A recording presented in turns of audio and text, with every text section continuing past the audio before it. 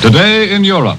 This is the time of day when the Columbia Broadcasting System brings you news from abroad. And now this is Bob Trout in New York about to call in CBS representatives for their reports direct from Europe. But first, a brief summary. A report out of Ankara tonight that Great Britain and France agreed to advance Turkey $240 million in credits in return for that mutual assistance agreement signed the other day. But there is no official confirmation of this.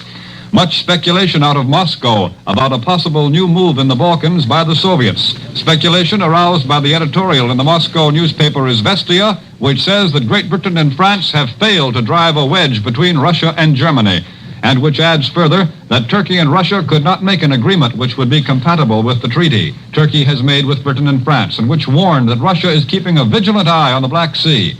Nothing much new from the Western Front. Paris says there's little change in the positions of the opposing troops, but tells about French artillery fire, which was said to be harassing German rear and front line detachments. Some patrol activity also reported, but otherwise mud and overflowing streams were said to have slowed down the operations. The tally out of London still is 3 German warplanes downed in that raid upon a British warship convoy and British merchant ships. 3 down out of the 12 attackers. No British ships hit or damaged. British War Secretary Horb Elisha addressed the British people by radio today and said that Great Britain must watch out and resist German peace efforts, which he called specious. He says a German mass attack in the West would bring heavy casualties in the German forces.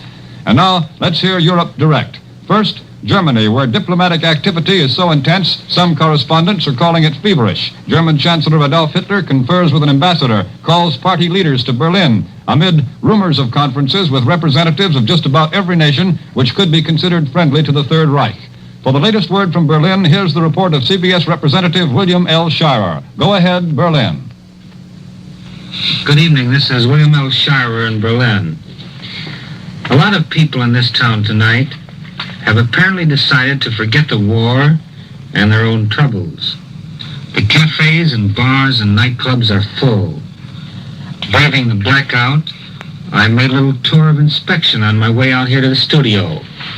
Berlin's West End, where most of the places of amusement are located, was crowded.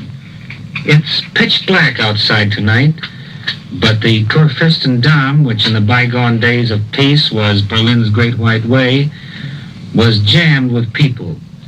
They made their way along good-naturedly, shining their flashlights at the entryways to the cafes and the night places until they found the one they were looking for. You're not allowed to use your car to go to a movie or a cafe or any place of amusement like that.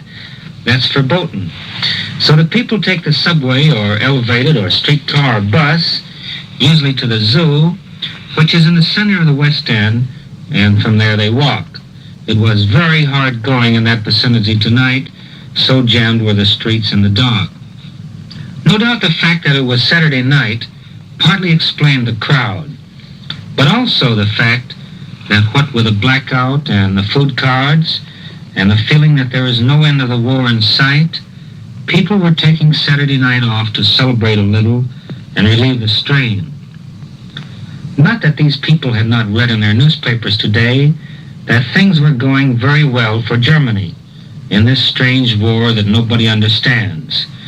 They were told, for example, in the press today, that Mr. Gustav Anderson of Illinois, and Mr. Anderson is certainly the man of the hour here today, had finally, in a sworn statement in Washington, decisively proved that Mr. Churchill and not a German U-boat had sunk the Athenia. And if you think people here don't believe Mr. Anderson, as quoted in the German press, you would be making a mistake. For them, the Athenia incident is closed, and Mr. Churchill sank the boat.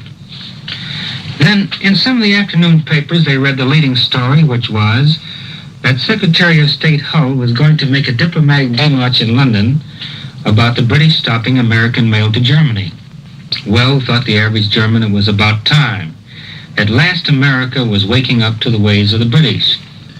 And there was another story about the mounting success of German warships, both submarines and ordinary craft, against enemy shipping. Here, too, the war was going well, the paper said. From October 13th to October 15th, 7 enemy boats sunk, 54,000 tons of shipping destroyed.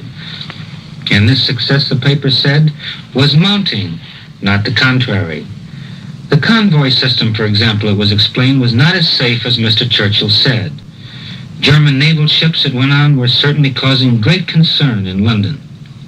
You couldn't call that bad news for Germans, and if no mention of submarine losses has ever crept into a German paper, why, well, I don't think many people have thought about that. And then to continue the good news, starting Monday, more butter was to be rationed out and less margarine. Starting Monday, almost a quarter of a pound of butter per person per week, and a little less than that of margarine. And another item, the families of soldiers were to get more financial aid from the state. In some cases, as much as the man who now is in uniform earned. That took the load off many a family. As a matter of fact, there was no bad news in the papers at all, as people laid down their work this Saturday night. Of course, there was that Turkish pact with Britain and France, but didn't nearly every Berlin paper play up the fact that the chief newspaper of Soviet Russia today, the Izvestia, itself frowned upon the Turkish pact and said that any attempt to disturb the present German-Russian friendship was useless?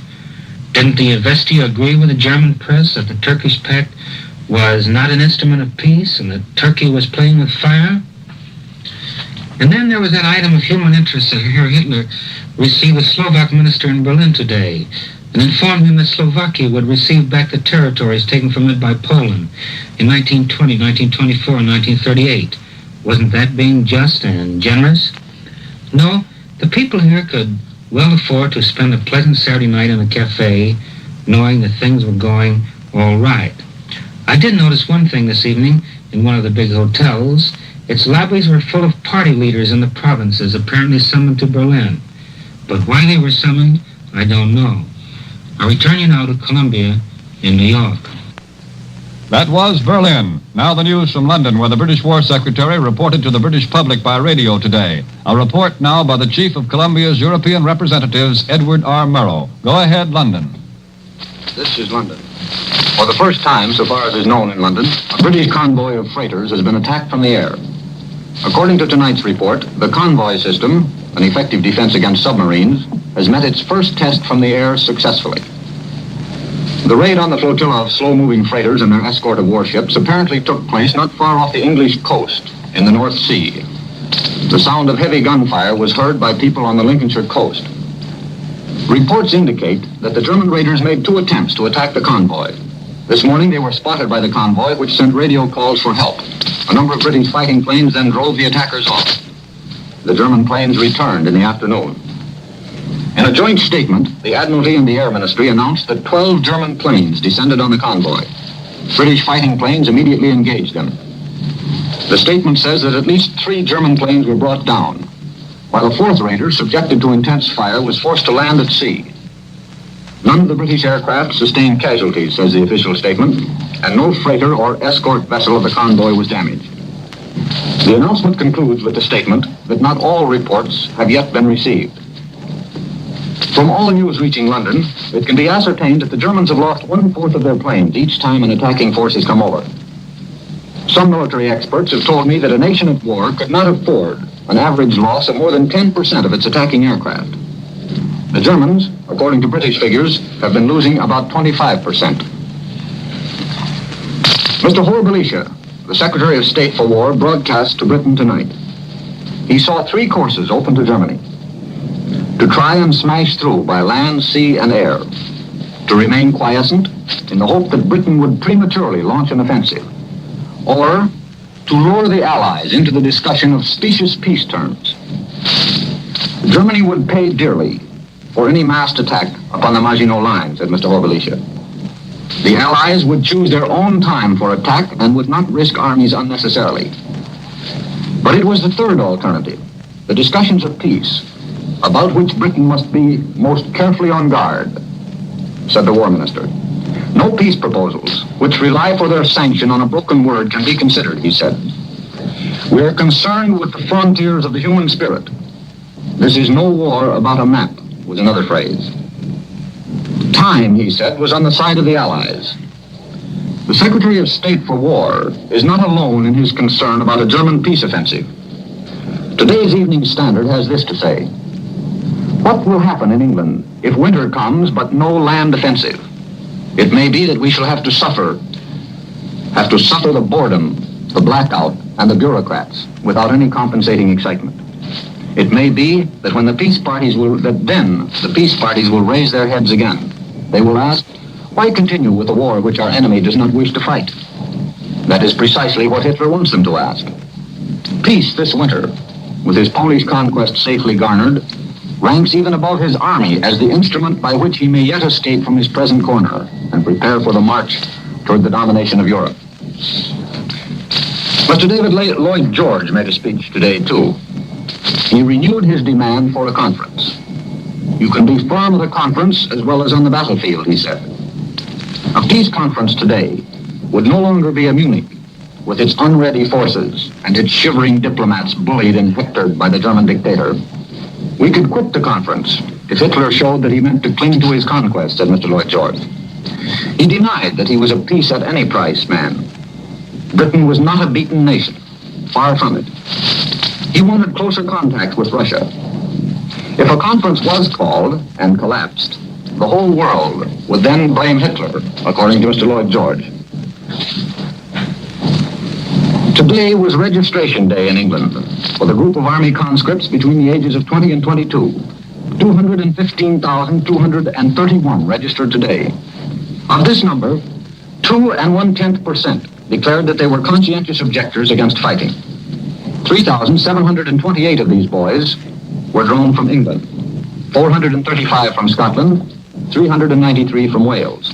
A total of 4,556 who declined to become combatants. They will eventually appear before examiners who will investigate their claims for exemption. Britain is now at the end of the 7th week of the war. Many aspects of the situation are not clear. Sometimes it's hard to tell the difference between military and diplomatic moves. The military moves can be charted on the maps, but I've seen no map which portrays the diplomacy and the propaganda.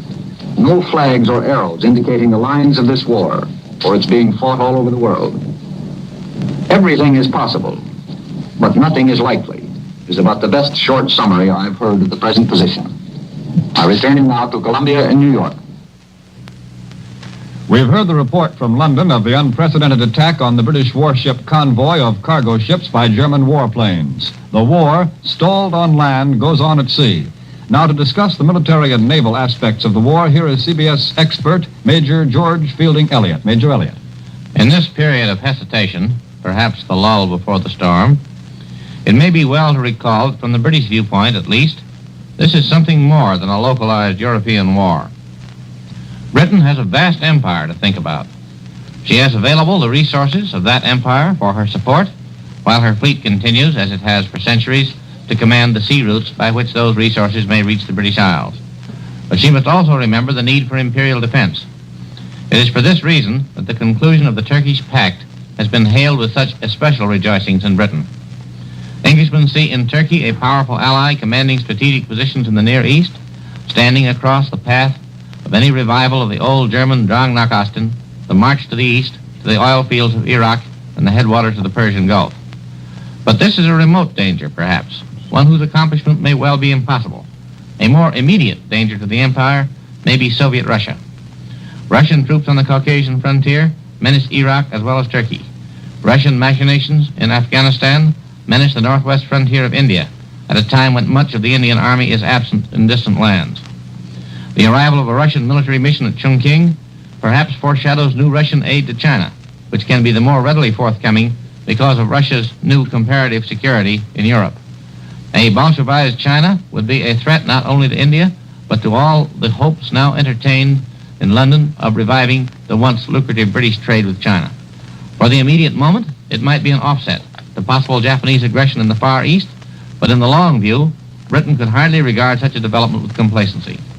It should not be forgotten that in British conservative circles, there still exists an almost hysterical fear of communism, together with a very real anxiety as to the future of British trade in the whole of the Orient.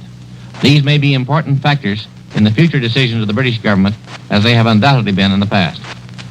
It is at the center, however, of the sea power, which is the mainstay of the empire, that Germany strikes when she employs her air and submarine forces against British naval ships and bases.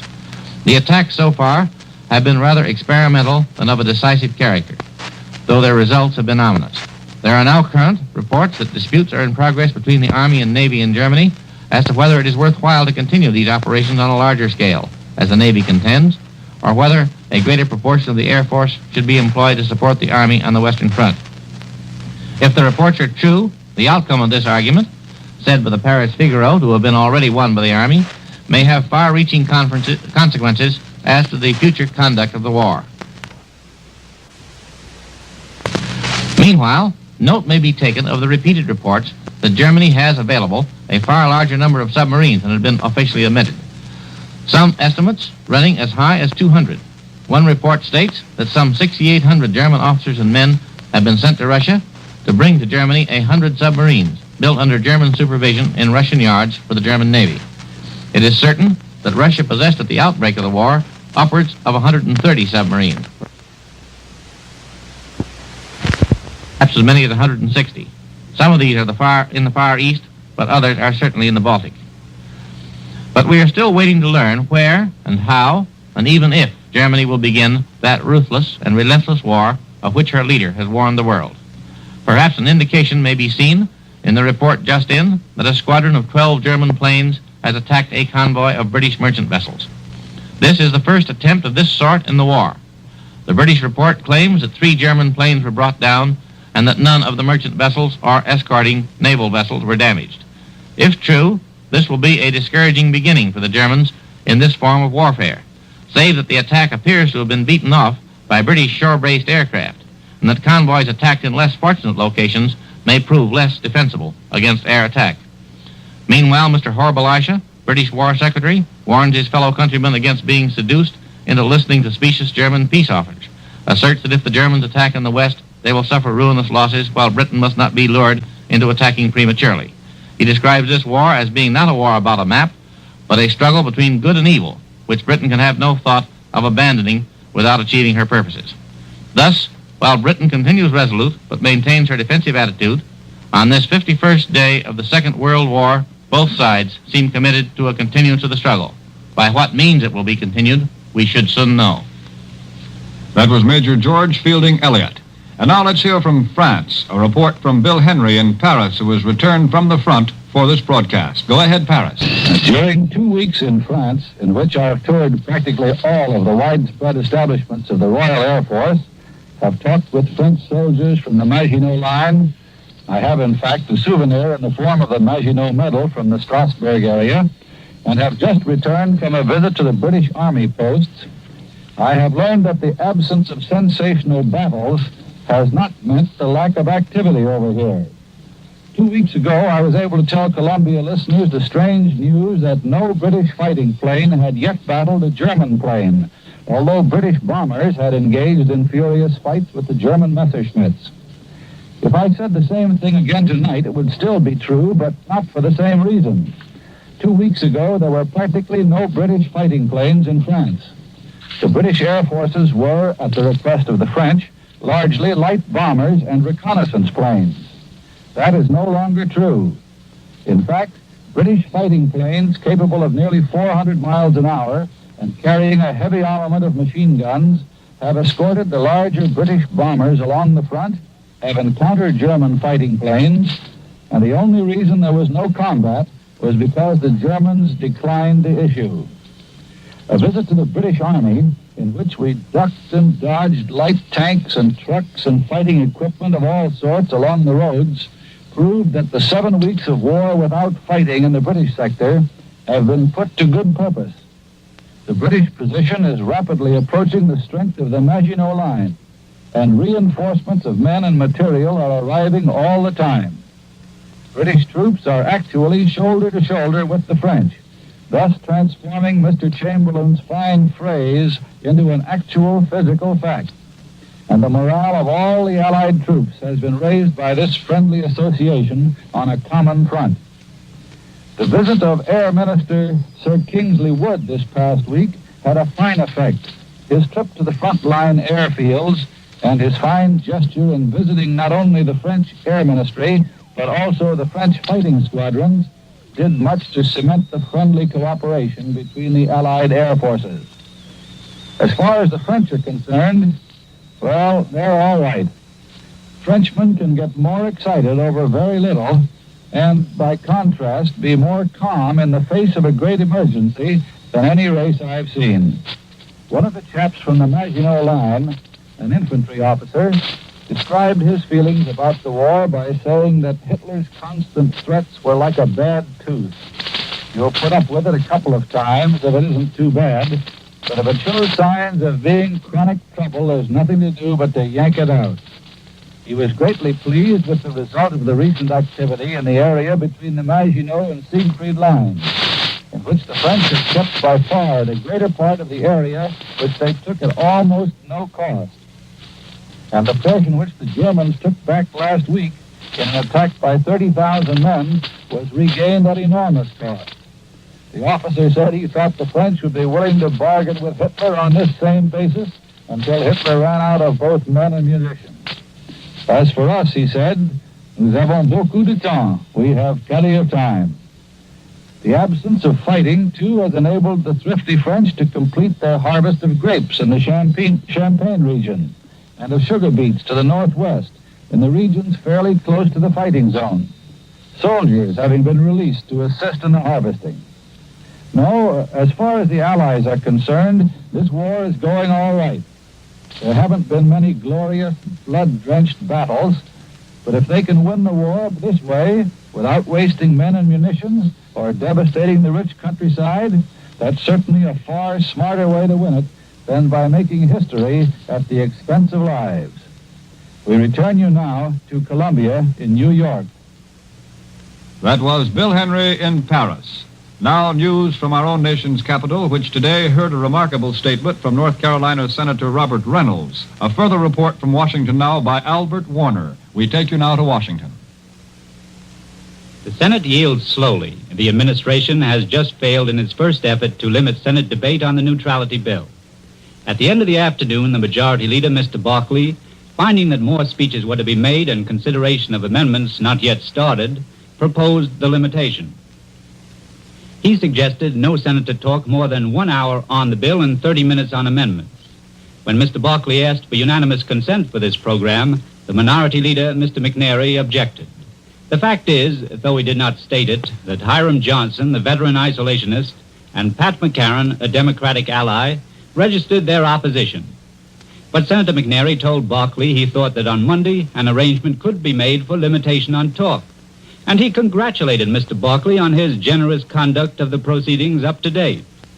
In spite of this delay, the end of the war of words is in sight.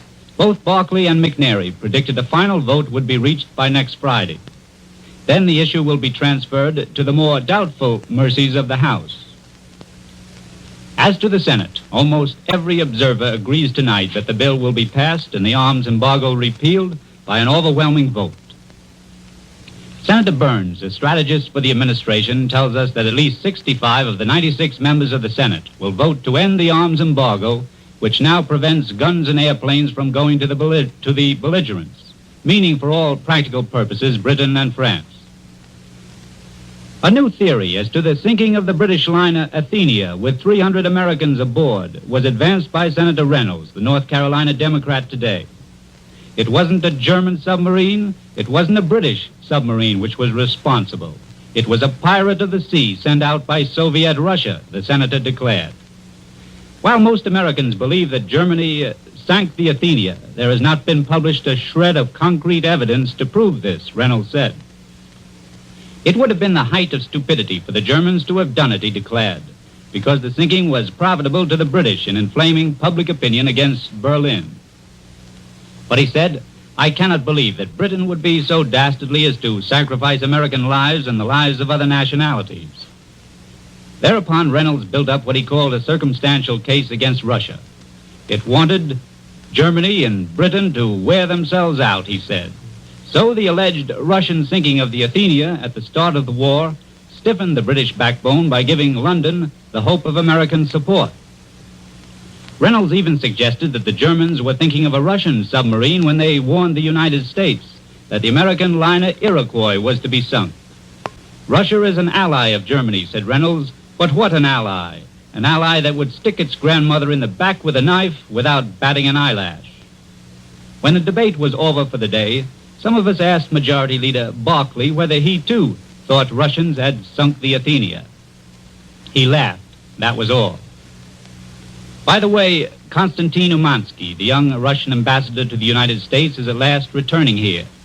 Through all the kaleidoscopic changes in Soviet policy, the Russian embassy has been represented here by only a non-English speaking second or third secretary. Some there were who thought Umansky might never return. In his diplomatic career, he enjoyed the friendly sponsorship of Maxim Litvinov, whose own career as Soviet foreign commissar ended abruptly last spring.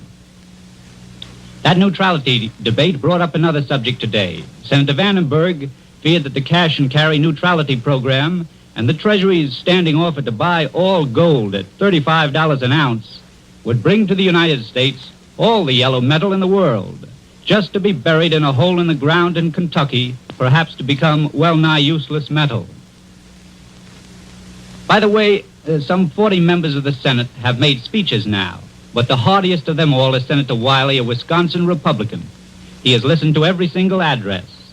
When the floor was otherwise almost deserted, Mr. Wiley was there.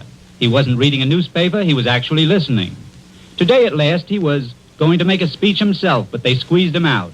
He will have to wait till Monday. The perfect listener, he gave his own purely personal verdict of the talk today. Some of it is analytical, some of it is distinguished, most of it is bunk. That's Wiley's verdict. We return you now to New York. That was the report in Washington of CBS representative in the nation's capital, Mr. Albert Warner, who was telling us the latest news from Washington, D.C. During this broadcast period, we heard the report first from Berlin of Mr. William L. Shirer, and then we heard London, hearing a report there from Edward Murrow. Bill Henry, who just returned from the front for this broadcast, spoke to us from Paris, and then Major George Fielding Eliot gave us a report of the military and naval aspects of the war here in New York. The report from Washington concluded this broadcast period. Just a reminder now that at 8:55 Eastern Time, Columbia brings you the nightly broadcast of Elmer Davis and the news.